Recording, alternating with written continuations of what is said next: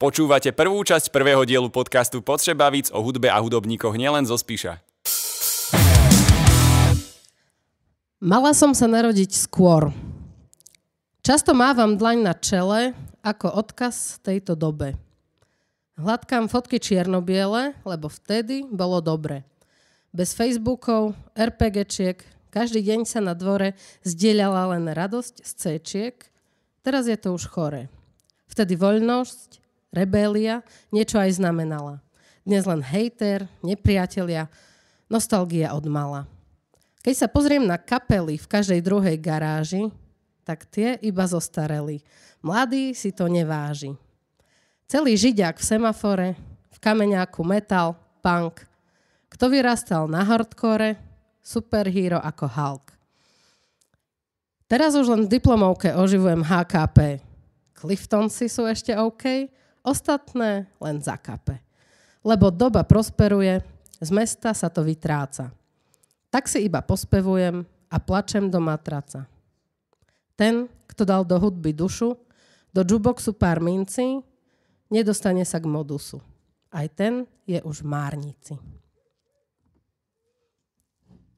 Prvá pieseň sa volá UVTOS ako Ústav na výkon trestu odňatia slobody.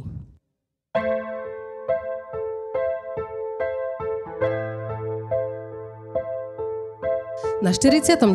stupni, 5. minúte a takmer 49. sekunde severnej šírky a 18. stupni 58. minúte a skoro 24. sekunde východnej dĺžky na družstevnej 2.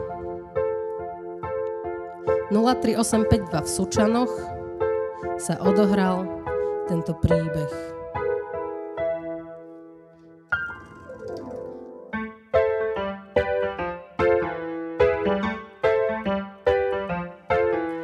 Do jednej z ubytovní si odsúdený, Jožko. Nikto nevie, ako prepašoval Božkov. Ten rum si bude chrániť, veď je to jeho spása. Tento sučiansky ústav je skoro ako basa, kde strážnik drží tvrdú ruku. Žiadny prešľap nejde bokom. Všetky tajné skrýše vidí svojim orlým okom.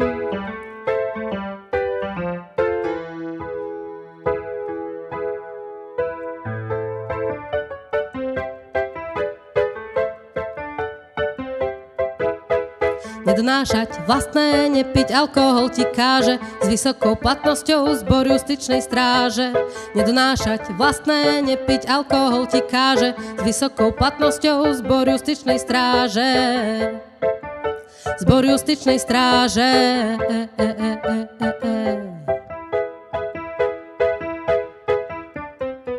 Jožko myslel, že už lepšie sa ten rum nedá ukryť. Našiel malú dieru v zemi, ako ten najlepší úkryt. Ale strážnik pozná všetky možné skrýše, veď nenadarmo stráži každý meter svojej ríše. Keď už Jožko nemal Božkov hneď, bolo všetko jasné. To posledný dopije, nech všetky svetlá zhasne, nech všetky svetlá zhasne.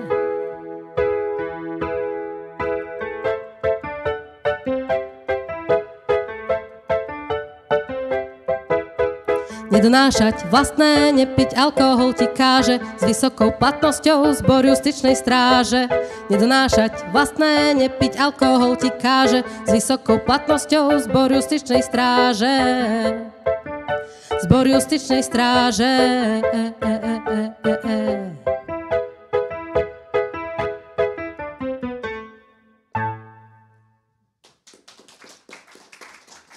Ďakujem. Milí diváci, milí poslucháči, vítajte. Ďakujem veľmi pekne Barborke Opel Opielovej za toto otvorenie. Moje meno je Marčinek, toto je Forus a toto je prvý diel podcastu a talk show Poďže baviť.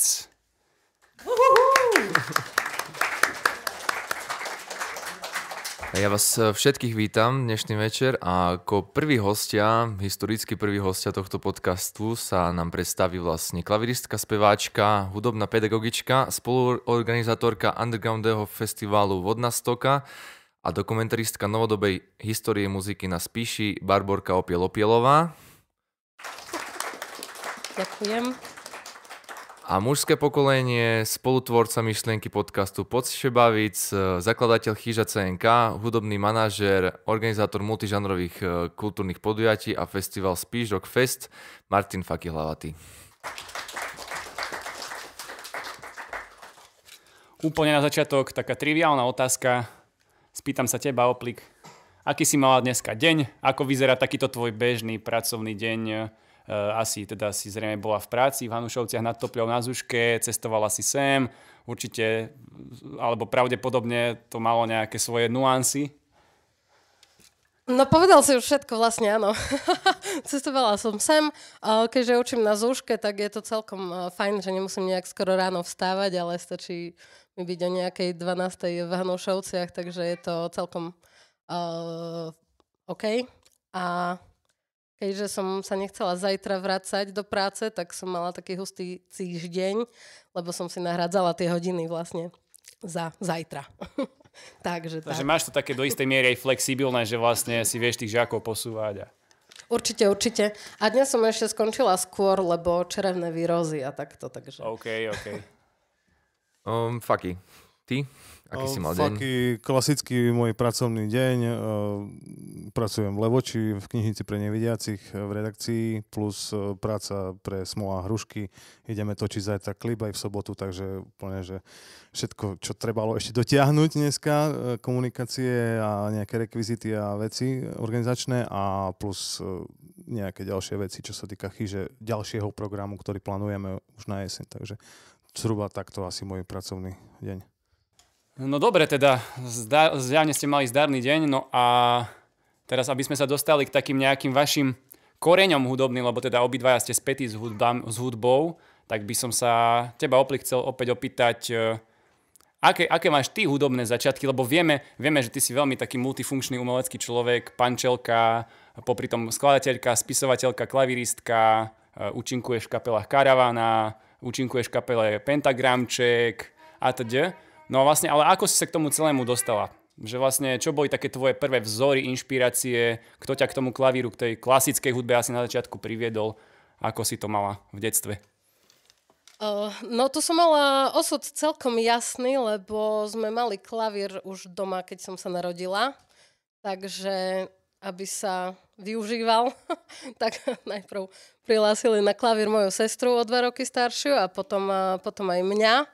Takže tak nejak, no, stále ma tá drevená skriňa zaujímala, že čo tam je v nej zavreté a nejak celé som tam pritom vedela stráviť dlhý čas, takže cesta ku klavíru bola jasná.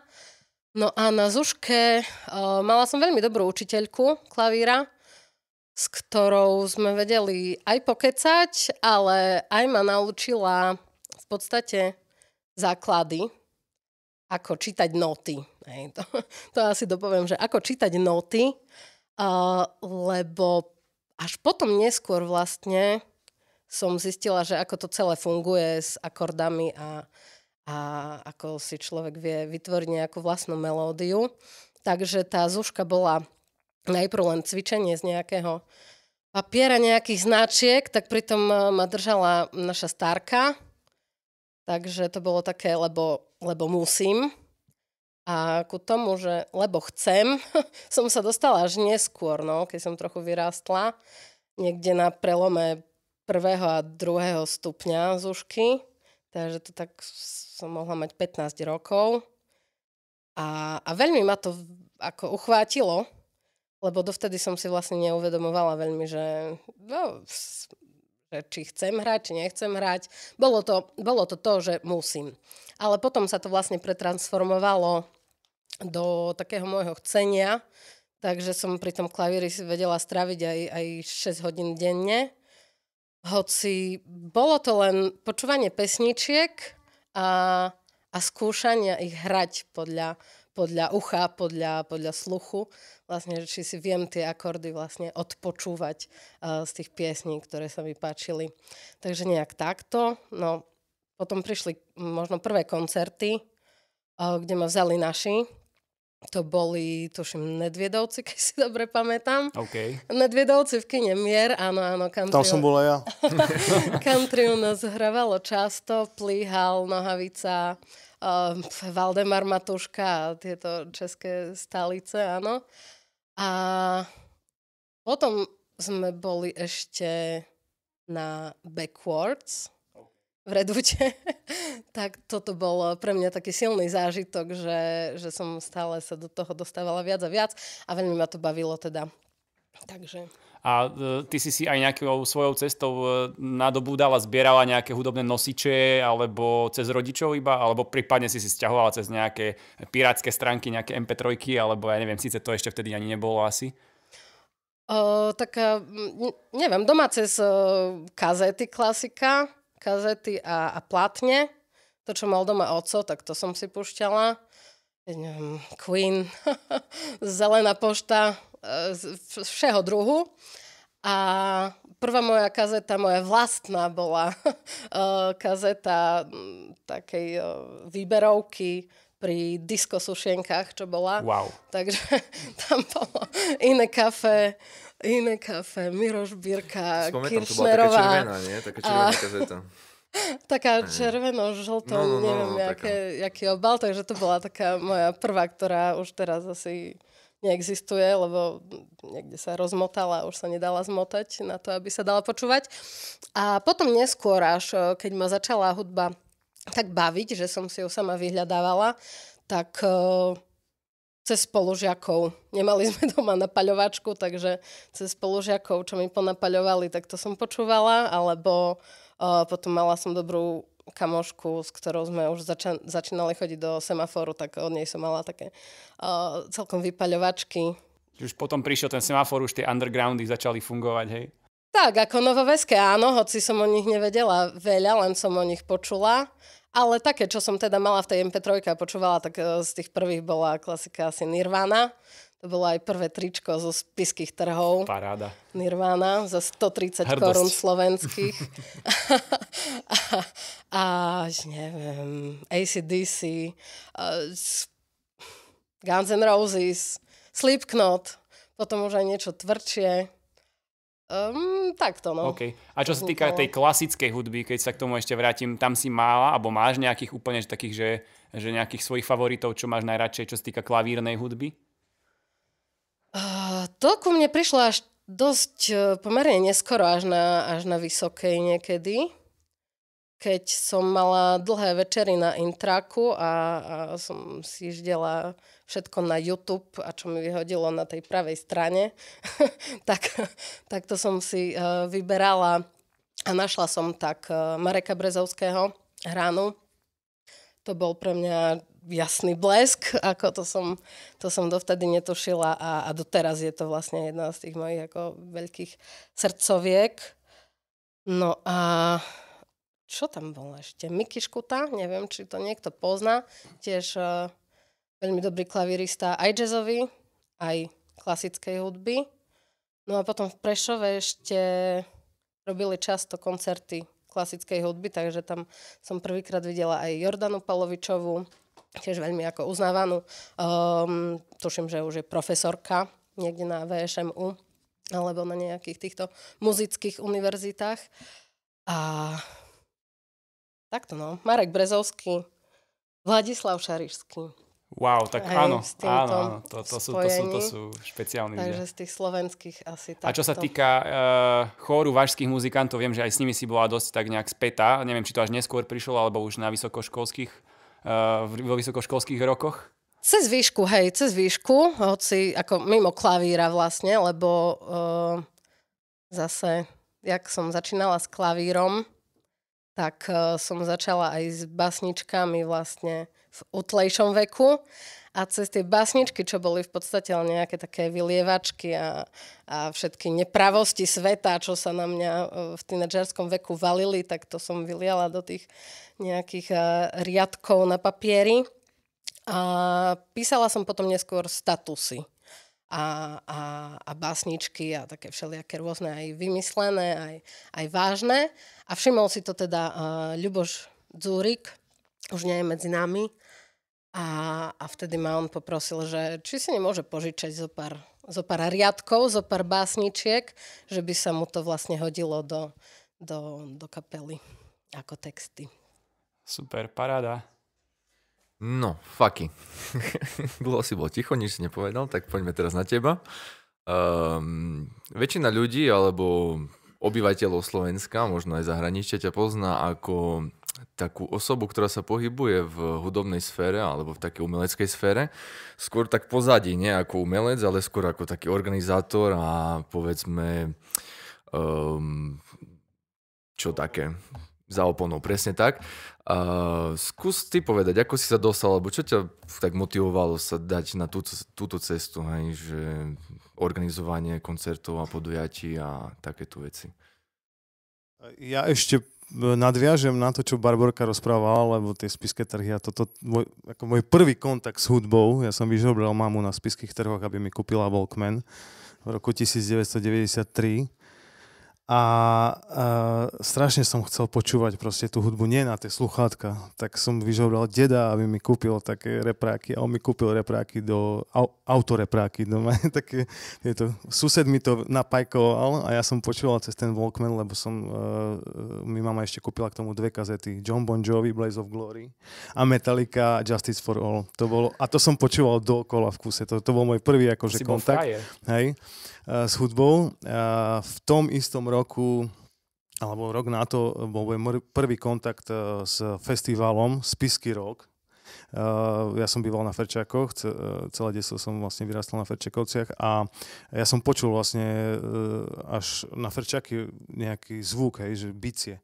A vedel som, že môj sused Mišo Chalachan hraje na bicie. A som si tak povedal, že idem sa tam pozrieť za tým zvukom, že čo to tam je. Ja som došiel do toho madrasu, ja som vôbec nevedel, čo to je Spišský rok, ani že nejaký festival alebo niečo také. A som sa dostal vlastne na toto podujatie. Vôbec mi ako vtedy nenapadlo, že niečo také budem robiť alebo proste sa pohybovať a tak ďalej. Ma to proste tam nejak lakalo a to bol pre mňa asi najväčší zážitok. Vtedy tam hrala vlastne tá môjho suseda kapela, neviem, či sa volala Tatranka alebo nejak tak. Plus výborná kapela Flowers, kde spieval nebohý Majo Jančura z Ferčekoviec, možno niektorí ho poznajú. A SPS, česká kapela, tam bola. Ja som bol úplne hotový z toho celého, z toho zážitku.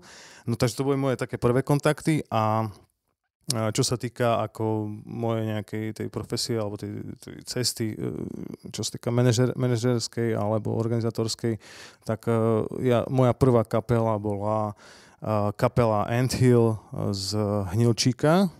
Oni hrali taký pop-punk a ja som vlastne sa dostal na Hnilčík tak, že som mal priateľku z Hnilčíka a ja už vtedy som písal a okrem poviedok som písal aj piesňové texty. Takže, no a zobrala ma na nejakú miestnu akciu, neviem, či sa to nevolalo náhodou Kermeš. A tam vystupovala proste táto slávna kapela domáca, vôbec som ich akože nepoznal a tak ďalej, oni tam hrali nejaké prevzaté pesničky Green Day, Vanastové veci a tak. Zoznámili sme sa na tej akcii s tými chalanmi, som sa s nimi zoznámil a v podstate začali sme sa kamošiť. Ja som im asi ponúkol, alebo neviem, nejak došlo k tomu, že píšem nejaké texty a že či by reku nechceli ako to nejak zhudobniť a tam začala vlastne moja prvá spolupráca ako manažera a vtedy aj textára vlastne s touto kapelou Anthill. Takže toto boli moje také začiatky a vlastne ja som sa už poznal ešte zo stredoškolských čias so Spokom, ako z basketbalu. A prvá naša spolupráca, kontakt bol vlastne na ich krste v Legende v roku 2003, kde si nás pozval ako predkapelu Anthill, takže tam boli vlastne začiatky aj spolupráce so Spokom, takže tak. Super. No a ešte takú plus otázku k tomu. Mám tu napísané, Maťo robil perfektný scenár, tak mám tu napísané, že prvé inšpirácie a vzory. A má, akože dobre, tak hudobníci majú nejaké vzory, hej, kapely a tak hudobníkov a tak ďalej. Máš aj ty nejaký vzor, podľa ktorého by si akože, od ktorého čerpaš nejakú tú akože inšpiráciu? Ako manažerský vzor? No tak vo všeobecnosti ako človek, ty. Ale kľudne aj z hudby daj, kľudne nejaké kapely, ja neviem, v detstve. Ako moje obľúbené No kapely? jasné, ale také kedysi, čo si vlastne ako prvé nejaké absorboval, keď si bol tínedžer alebo čo.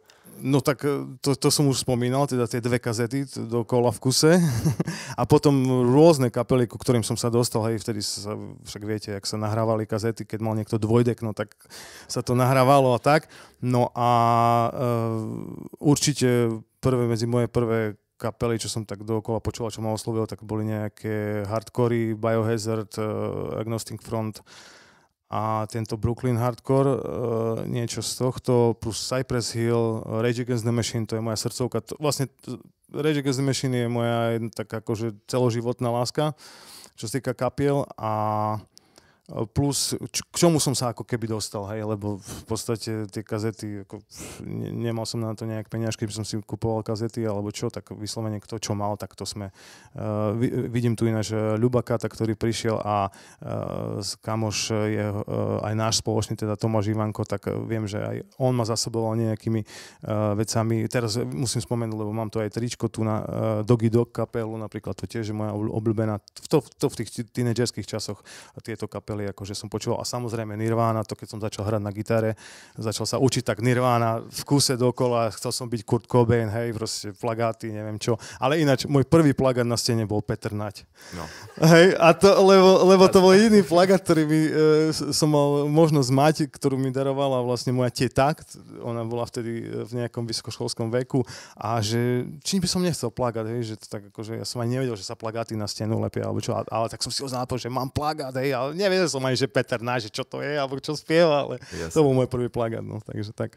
Ma zaujalo, že ty si vlastne hrával na gitare, to znamená, mal si nejakú gitaru, jak si k nej prišiel, alebo čo sa tam, jak to bolo s tou prvou gitarou? Tak ja som chodil na čundre, na dedinky hlavne a tam proste ma fascinovalo to, že proste tí čundráci, no proste tie partie tam hrávali vždycky u toho Pelého a tak ďalej a to bol môj sen sa naučiť na gitare, aby som aj ja bol taký gitarista a mohol akože hrať tie pesničky a plus v triede akože na strednej teda, tak som bol ako keby triedny hudobník. Ja Výhoda klavíra, nedoniesieš ho ku ohňu.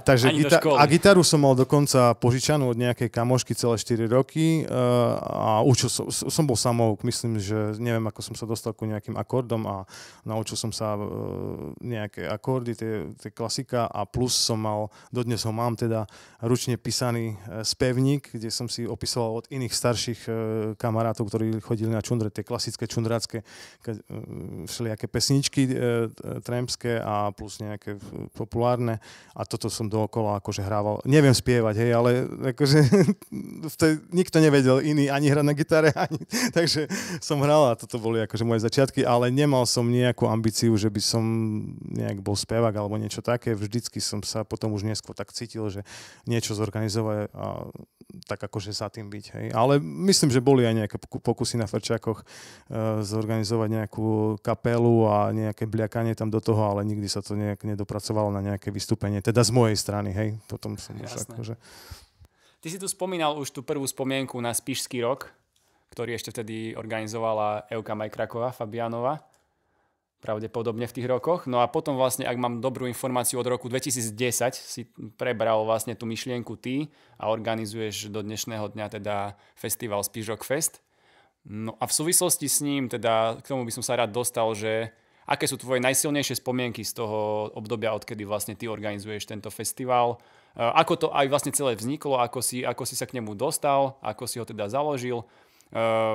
Nejaké najzaujímavejšie kapely z tvojho pohľadu tam vystúpili, aké boli najväčšie úspechy, ale možno aj nejaké trapasy, čo si spomenieš? No, tak prvý kontakt bol ten sopliak, 12-ročný či 13-ročný, keď som akože tam išiel sa pozrieť, čo bol ten spišský rok, to bol v 93., to bol môj prvý kontakt s týmto a potom už ako manažer som bol na tom festivále v roku 2000, mám tu poznámky, 4, tam hrála vlastne kapela Anthill. Vtedy som vlastne robil už aj plagát na ten spišský rok, lebo ja som robil aj grafiku niekedy, takže a tuším, že vtedy pomáhal Labajovi s organizáciou tento Ríšo Gužák, on tam bol aj zvukár a hrali sme tam Anthill, Astaroth, Pyrimor a ešte nejaká jedna kapela, že to bol môj ako prvý taký manažerský kontakt s týmto festivalom. No a ja som bol pracovne v zahraničí pár rokov potom, keď som skončil s manažovaním Anthillu, keď sa rozpadli.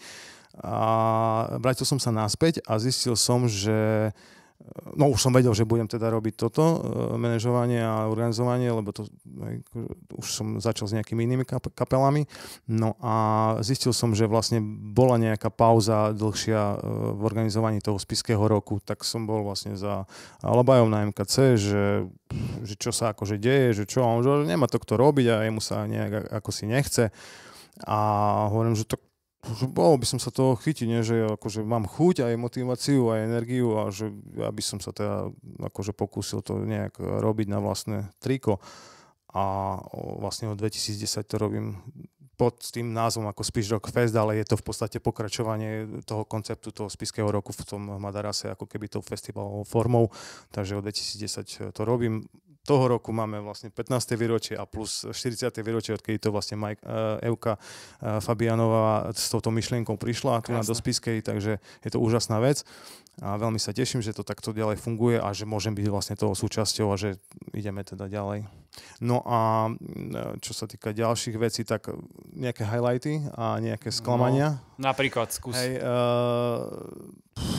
pre mňa ako je úspech už len to, že to vlastne každý rok je, pretože veľa ľudí nevie, čo je za tým a vlastne ja každoročne pracujem s takým minimálnym budžetom, že je to naozaj zázrak, že to vlastne ešte funguje. Ti vstúpim do toho, že vlastne od začiatku ťa podporuje aj mesto Spišská Nová Ves? Od začiatku to robím formátom tým, že najprv to bolo tak, že vyčlenili nejakú sumu z MKC a teraz už posledné 10 rokov fungujem cez malé mestské projekty ako občianske moje združenie, ktoré každé občianske združenie v meste si môže požiadať projekt na mesto. Je to limitované, je to iba do 1,000 eur, takže asi si viete spraviť obraz o tom, že aký je tam rozpočet.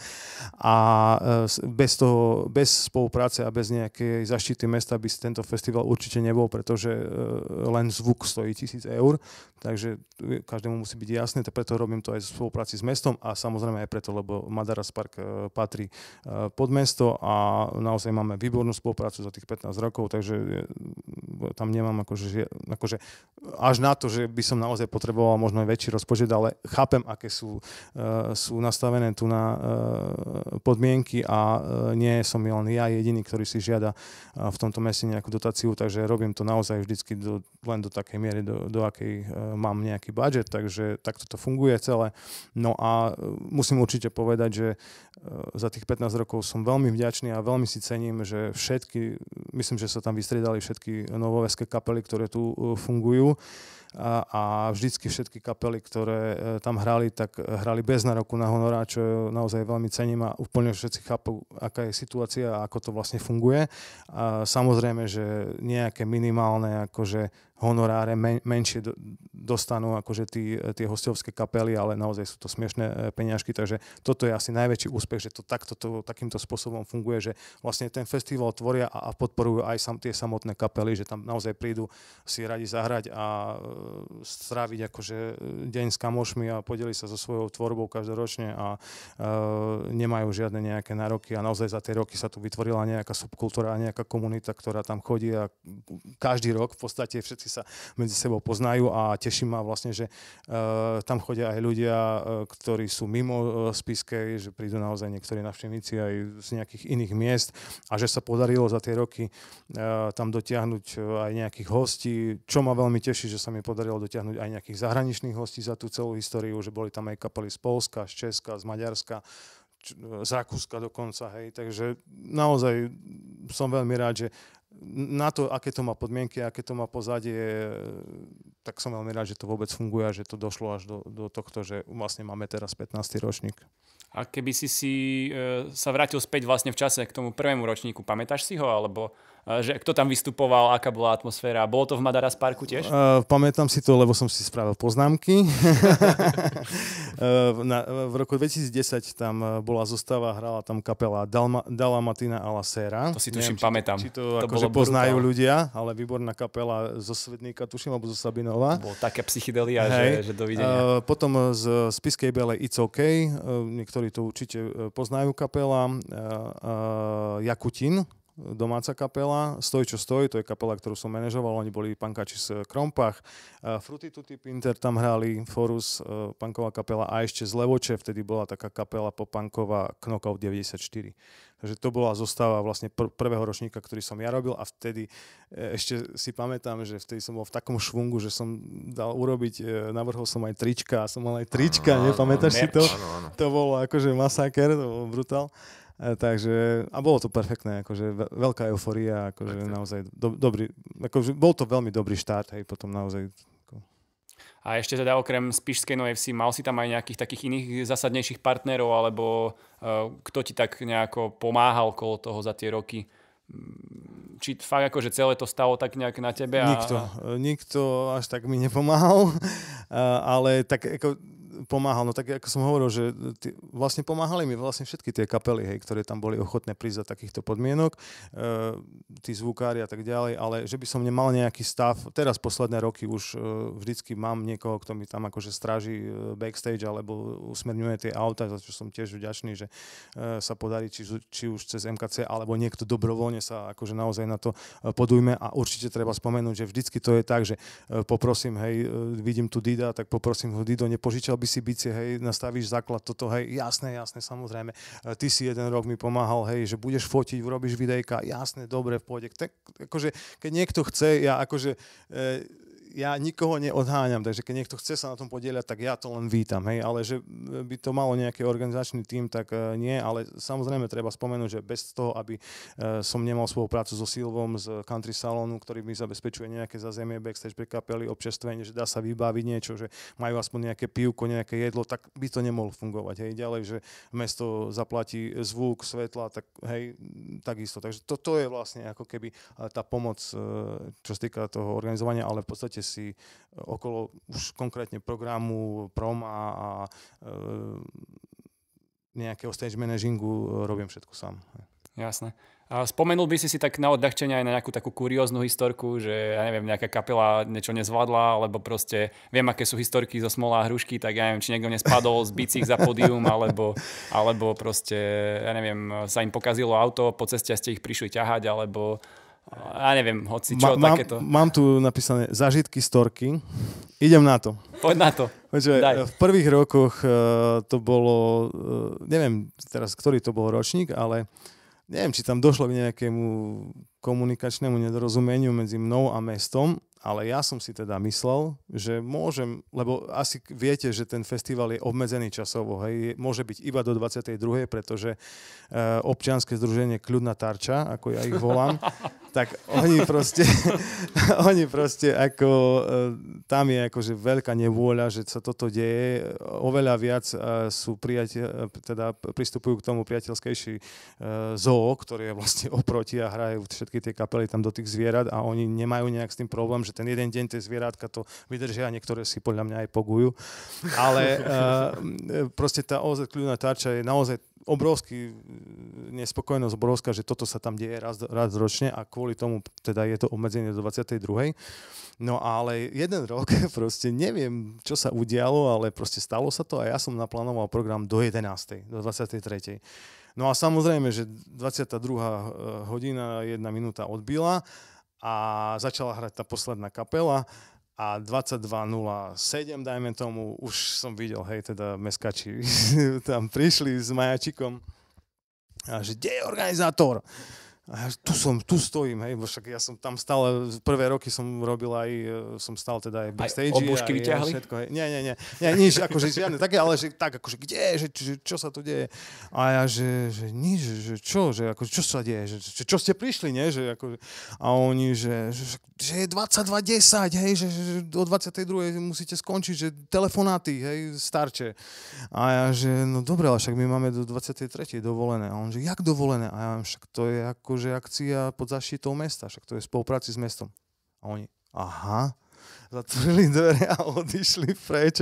Takže vtedy sa mi to tak prepieklo, ale potom ako na meste bolo nejaké diskusia o tom, že asi sme sa nejak nepochopili a odtedy sa to už nikdy nestalo. Naozaj 21:59 ten festival končil, lebo na to si dávam veľký pozor. Bohužiaľ je to tak, no ale nič s tým neurobíme, takže... Ale posledné roky, alebo teda minulý rok už bolo tak, že vlastne vymyslel som takú vec, že bude after party koncert v salóne a celkom sa to podľa mňa ujalo, bolo to fajn akože atmosféra, takže aj po tej 22:00 sa ešte koná jeden koncert, čo som veľmi rád. No a to bol taký jeden zážitok, čo sa týka presiahnutia času a potom s kapelami ani nie, že by nejaké excesy alebo niečo, skôr s takými akože ľuďmi, ktorými akože nejak zabezpečovali nejaké veci, dajme tomu stánok alebo stravu, tak boli také akože problémy, s niektorými som sa musel aj rozlúčiť, čo taká spolupráce, lebo prišli neskoro a tak ďalej, keď mi mali zabezpečovať stánok. A z posledných rokov asi možno taká najvážnejšia vec, čo sa udiala, tak jeden taký verný fanúšik kapely Cliftons, asi ho aj poznáte všetci. To som chcel aj spomenúť, hej, že urazí a tak. Hej, tak veľmi sa rozohnil v Pogu pod pódium a neviem, čo sa akože konkrétne udialo, len proste spadol.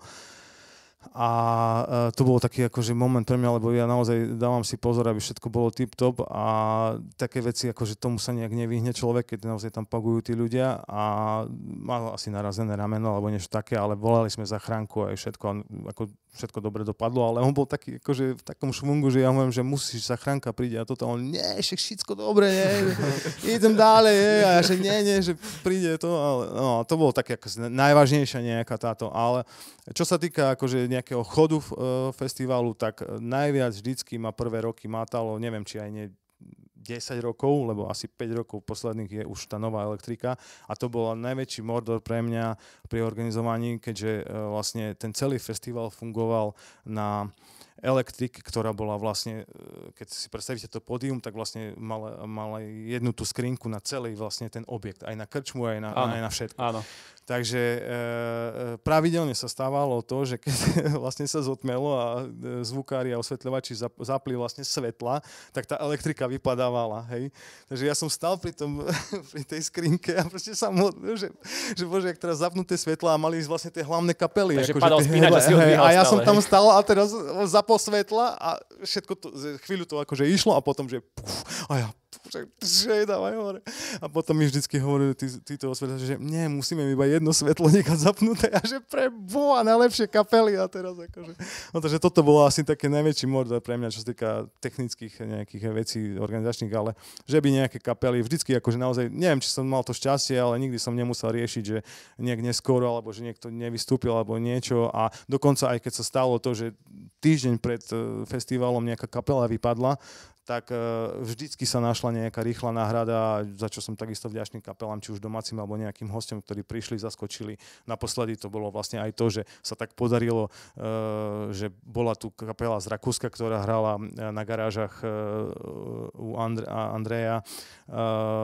Melmoš sa volala taká grindcoreová kapela a vlastne vypadla mi jedna kapela a oni vlastne ostali tu a mohli vlastne vystúpiť a bol to nakoniec dobrý masaker, hej, že všetci... Čiže spolupráca s Popradom trochu funguje.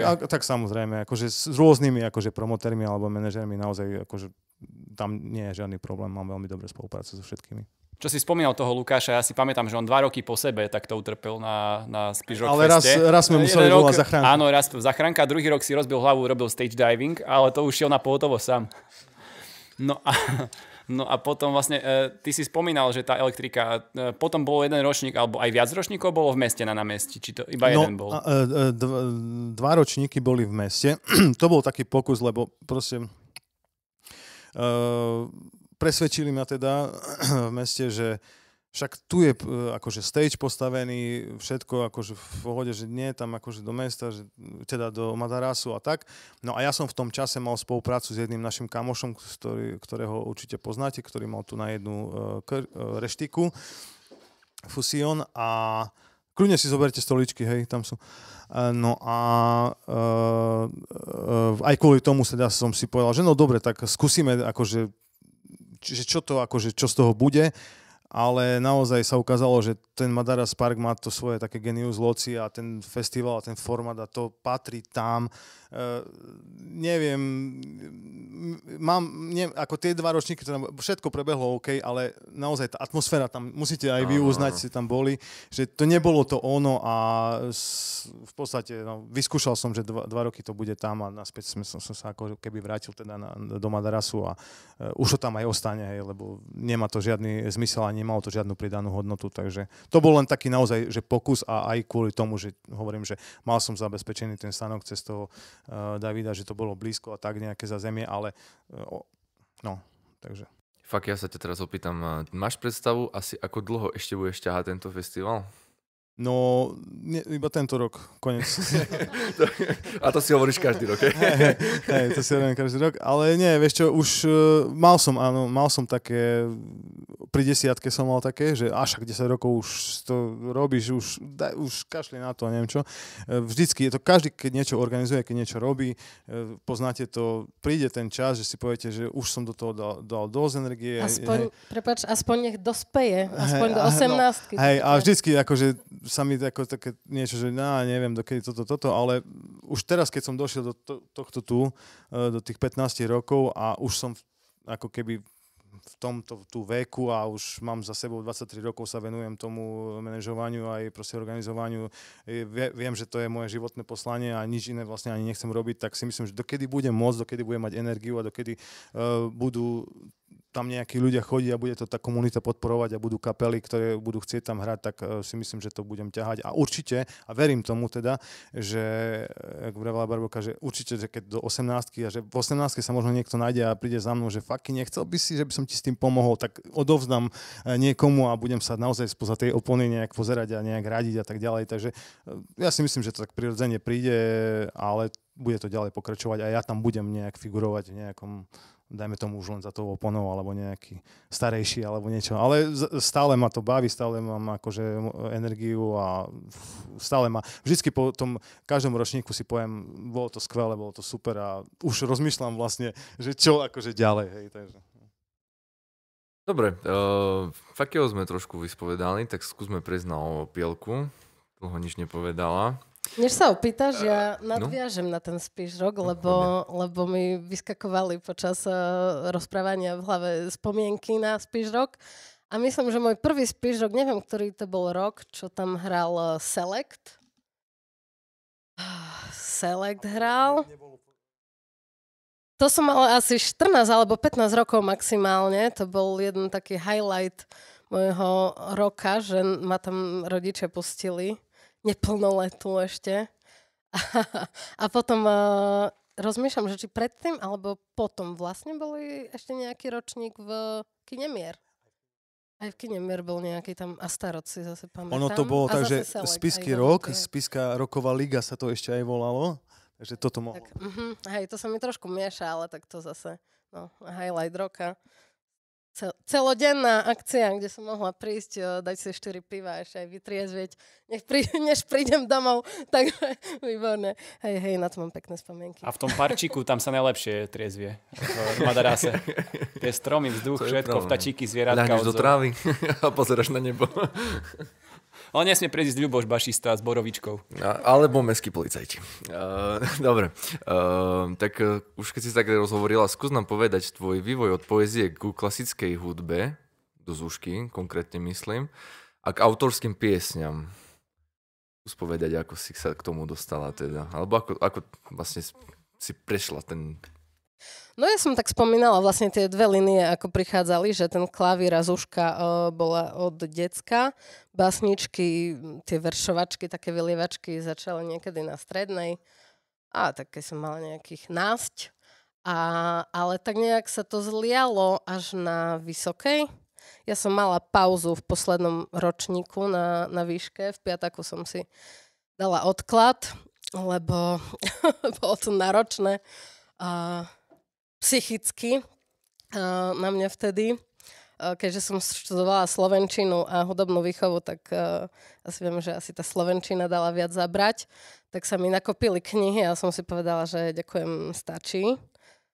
Dám si odklad a uvidíme. Tak som mala pol roka vlastne voľno. Som pracovala tu v Tesku v Pet centre a vlastne som sa potom vrátila na tú vysokú, keď som sa tak upokojila, že bola by som hlúpa, keby som vlastne nedokončila ten posledný semester, lebo iba jeden mi zostal. A vtedy som prišla do Prešova späť na privát ku mojej bývalej spolužiačke, teda už bývalej. A ona si dotiahla na ten privát klavír.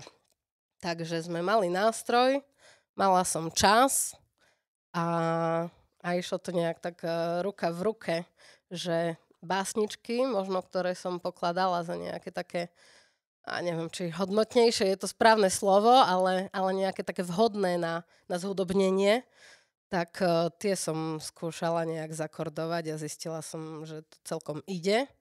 Tak to som bola schopná zložiť za jeden večer aj 4-5 pesničiek. Okay. takže odvtedy vlastne mám repertoár. Odtedy mám repertoár Okay. a potom už nič. Dlho nič a žijem teraz zo zašlej. Slávy, hej. No dobre. Nie, no, na vlnách slávy si surfuješ. No dobre, a to sú vlastne tvoje začiatky, alebo respektíve ako solovej hráčky, hej? A ty vieme, že hráš aj v kapelách a to v podstate prvá tvoja kapela už reálna, kde si hrala ako klaviristka alebo ako nejaký člen kapely? Tiež tu mám poznámky, aby som Kľudne. nezaostávala Jasne, za fakým. Pohode. Mám tu poznámočky a mám napísané, že od 2015 cez Maťka Pyžema Karavána. OK. To si pamätám, vtedy vlastne Bugi ma oslovil s tým, že sa mu tá kapela nejako drobila. Odišiel aj Milan Krčmár na base, odišiel aj potom časom aj Jaro Katrenič na trúbke. Už vlastne aj klávesy samozrejme tam chýbali, dýchová sekcia bola taká oslabená, no a ja som mu to potom pomaličky nejako pomáhal zliepať s mladšími ľuďmi. No a samozrejme na klavír si bola prvá voľba ty, ale ty si tak nejak sa okúňala a hambila a nechcela si veľmi do toho ísť, tak som ťa trochu musel prehovárať. Áno, no nemala som žiadne skúsenosti predchádzajúce. Hoci ako predstavy, predtým som mala, že hrať v kapele by bolo super, ale ako naozaj to zažiť a reálne do toho ísť bola pre mňa celkom výzva, lebo som vedela, hej, že teda Karavána, čo je zač, a som vedela, že reggae hrať neviem. Tak teraz, že čo to bude? Ale tak Karavána bola celkom fajn v tom, že vlastne ešte bývalý trúbkar mi dosť pomohol aj v záležitostiach pri klavíri. Myslíš Jara Katreniča? Jaro Katrenič, jasné, áno. Takže on ma vedel trošku zaučiť, že čo a ako, plus Bugiho slovné rady, že však tak zahraj mca, ne? No, takže... A solo, piatok 13. A veľa pomohol Sajo, rytmický, no, bubeník. Takže nejak takto, no. Toto musím povedať aj ja, že vlastne v Karaváne som sa reálne naučil hrať to ska. To ma Slavo cepoval s tým, že krátke doby, krátke, ešte krátšie. Jak najkrátšie vieš, v tom tú ľavú ruku. Proste, no a vtedy vlastne naozaj už potom prišlo to ska a do dneska to zužitkúvavam. Takže tak, áno, jeden, druhý, tretí dali hlavy dokopy. Chvíľu nado mnou lamali ruky, že pre pána, jak ja to nedokážem pochopiť, že idem mca, až potom mi doplo, že vlastne čo to chcú odo mňa. Takže tak nejak, no, 2015, samé výročia. No dobré, a s kým každým teda ešte hráš, alebo si hrála, keď máš nejaký zoznam kapiel, alebo... Veľmi krátky. No, pohode. Veľmi krátky zoznam, takže tá Karavána od 2015 a potom neskôr mi napísal vlastne Katrin z Pentagramčeka. Pozdravujeme. Mi napísal Katrin, vedel o mne cez spoločnú kamošku, že hrám na klávesi. tak mi napísal, že či nechcem hrať pentagramčeku. A že preboha, áno, to bola normálne pentagramček modla, slovenská metalika, neviem čo všetko. To fičalo na strednej zo pár rokov, akože. Zakázaná kapela. Zakázaná kapela, takže... Krížom, no. Takže to som v podstate kývla hneď a tak nejak sme si sadli jak partia, no. To bola celkom taká sranda zase, že s Karavanou sme skúšali dosť často, ale sme nemali až tak veľa koncertov a s Pentagramčekom sme mali jednu jedinú skúšku a potom už len koncerty. Turné. Takže som sa smiala, no, že... A teraz je to ako? Že mám to v podstate vyvážené. A teraz to máte ako vlastne so skúšaním? Je to rovnako. Je to rovnako, akurát, že tých koncertov je všeobecne menej. Aj v Pentagramčeku, aj v Karavane je toho trochu menej. Ale zase v Karavane sa vieme stretnúť všetci, keď si dáme v správny čas, správny dátum, tak sa vieme stretnúť na skúške, lebo v podstate všetci sme tu z okolia. V Pentagramčeku to je trochu ťažšie, lebo každý sme z inej časti sveta, no, Slovenska. A sám, čo žije vo vlaku, to je nepredvídateľné. Kde sa nachádza? To je nepredvídateľné, odkiaľ príde, takže podľa mňa by ste mali urobiť turné na vlakovičke. Takže my sa nedokážeme stretnúť na skúške. Bubeníka máme z Bratislavy, lebo zase medzičasom sa bubeník vymenil, predtým bol Rexo z Košic, to bolo celkom fajn a potom povedal, že ďakujem za príležitosť. On hrá v My o vlkoch ešte, takže si nechal túto košickú partičku a my sme zobrali Majkyho z Bratislavy, čo má Kultúrak klub a nedá sa stretnúť na tých skúškach, no. Akože reálne, ako skúšate teda, alebo ako cvičíte tie pesničky každý doma súkromne a potom sa stretneme, že poďme dať dokopy dačo a uvidíme. My máme výhodu v tom, že my hráme stále to isté. Jasné. Takže... Napočúvané piesne. No jednoducho fakt tá kapela hrá tie piesne, ktoré sú ľuďom známe, ktoré poznajú. V podstate nemáme nové nič, hoci nápady by boli, aj snáď sú čoraz bližšie, ale ešte stále v nedohľadne. Času je málo. Takže dobre, no a keď už máte takýto, jak by som povedal, divý životný štýl v kapele, tak určite s tým sú späté nejaké vtipné momenty, tak skús niečo, keď máte. Či už s Karavanou, alebo s Pentagramčekom niečo. Čo ťa napadne také? Idem na koncert, zabudol som kláves v aute. Sranda, že si spomínam len na tie historky, čo mi hovoril Katrin, keď som tam ešte nehrala, ale odvtedy aj Samčo dospel ináč. Okay. Wow. a už vie prísť na čas na koncert. Ale... Nežije vo spakole vychliku, hej? Ale tak akože áno, z druhej ruky a takto, ako tie príhody sú, takže jednoducho nestihol nejaký prípoj, neviem kam, proste, že neviem, či zrušili koncert, alebo proste hrali bez neho. Alebo neviem, raz mal gitarista akože zapojený kábel do mixu, ale ešte nič nebolo zapnuté a už kričal, že výšky dole. Okay. Ale také ako vtipné príhody. Tá partia je fajn jednoducho, takže... My sú všetci takí živelní typci ľudia, hej, takí... Takže vieme sa zasmiať, aj sami na sebe. Konkrát sa stalo, že tiež som to prepiskla o jedno pivko hore dole, viac či menej dole a to už som išla len dobre. Ale to sú už len také vtipné záležitosti, hoci si myslím, že bežný poslucháč by si to ani nevšimol, lebo stále sa hovorí, že tie klávesy tam ani nepočuť. Tak ja som tam...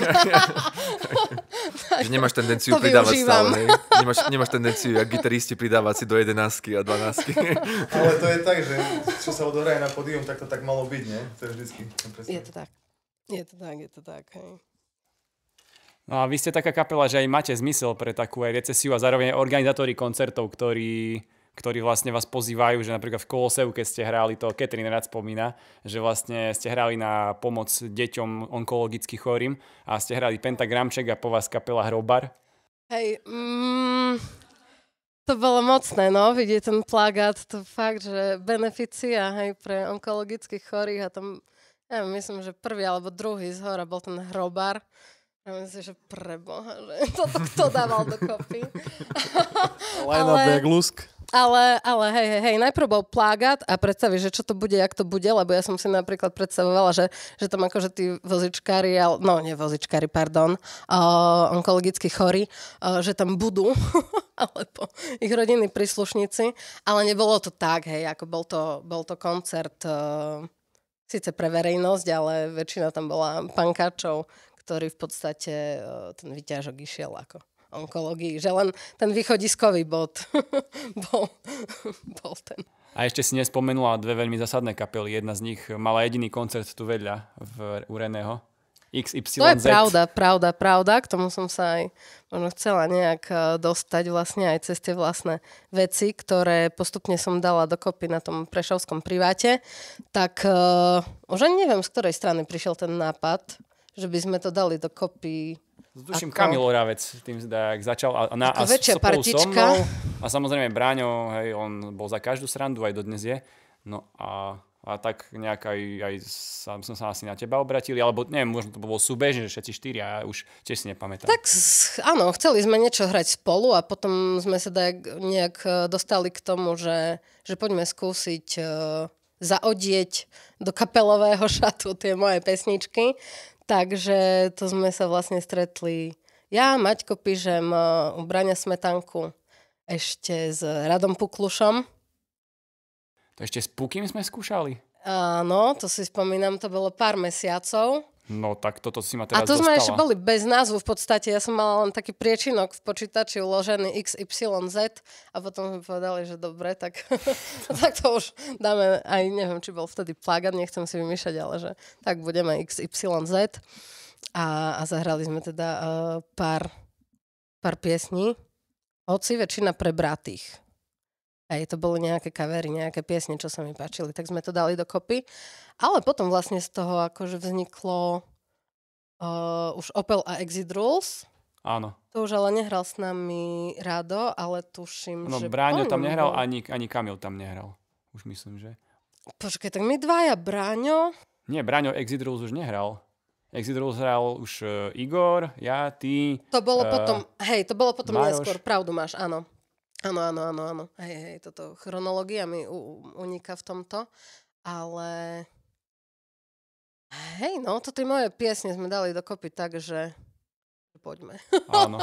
Že poďme. Hej, to bolo fajn, lebo ty na gitaru, áno, Igor toto sedí, Maroš Ogorčák z Big Lies vlastne. Také kvartetko pekné, hej. Kvartetko, hej. Vlastne myslím, že prvý koncert mal byť niekde v galérii, alebo... Nie. Prvý sme mali na Spíš roku práve, že? Na Spíš roku sme mali, áno. V meste, keď bol jeden rok. Brala kredit. Hej, takže aj odtiaľ prišla vlastne nejaká taký popud, že zahrať na Spíš roku v kapelovom za deti.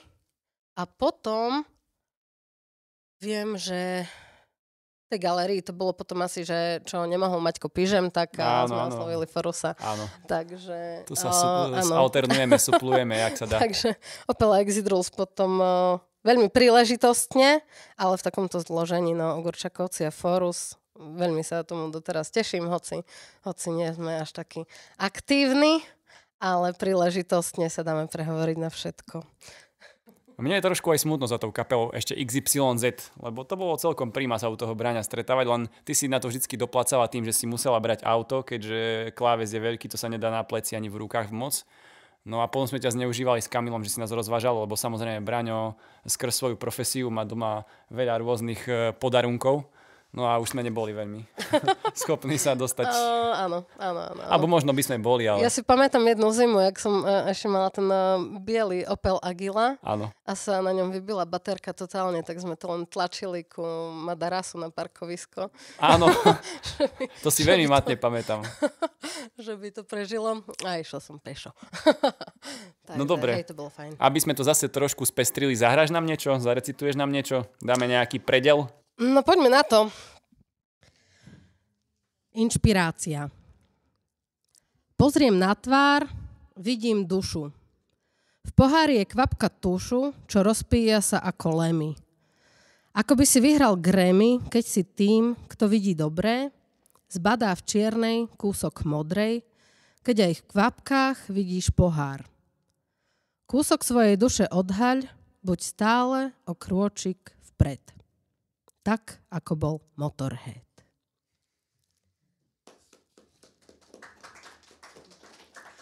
Ďakujem. Ja som vybrala všetky také básničky, v ktorých bola inšpirácia hudba. A nasledovať ale bude pieseň vymyslená, hoci o profesii, ktorú robím. Ale toto je o učiteľovi na takej obyčajnej škole. Učiteľ.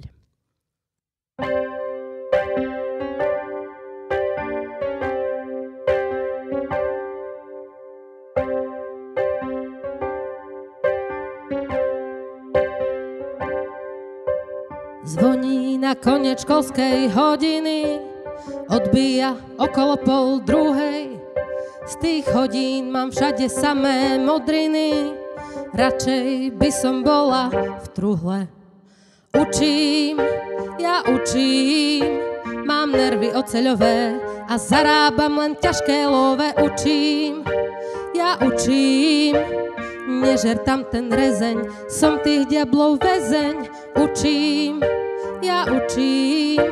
mám nervy oceľové a zarábam len ťažké love. Učím, nežer tam ten rezeň, som tých diablov väzeň. Tie deti majú tváre satana, neviem, čo mám s nimi robiť. Zase budem iba nasraná, potrebujem rekreačný pobyt.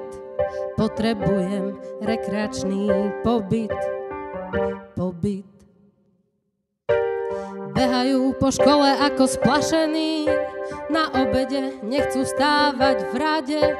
Rozmýšľam nad polnočným strašením, všade dyslexie, často ADHD.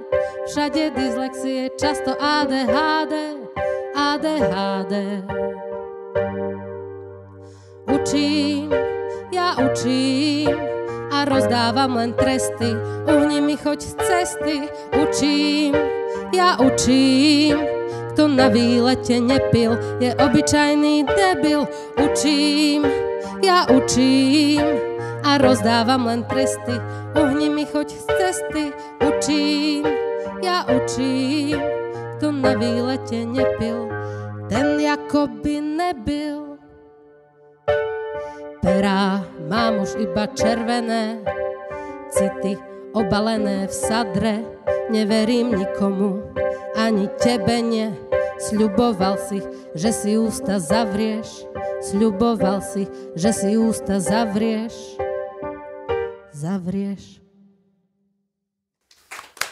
Ďakujem.